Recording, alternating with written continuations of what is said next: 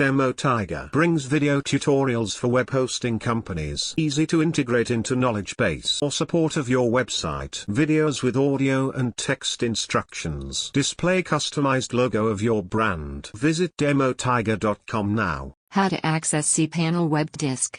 Log into your cPanel account. You will be on this page. Go to the Files section and click on the web disk icon. Scroll down to the table Manage Additional Web Disk Accounts. It enlists the web disk accounts you have created. Click on the Configure Client Access. There are options for different operating systems. Select one which you use.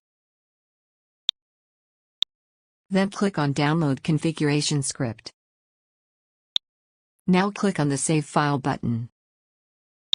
Browser takes some time to download the configuration script. To run the script, double-click on it, then click on the Open button.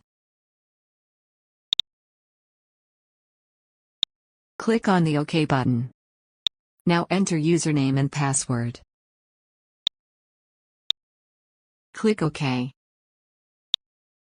We have successfully mounted the web disk.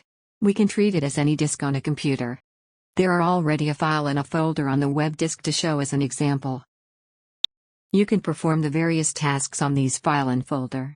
You can also add more files and it will be on the web. Thank you for watching.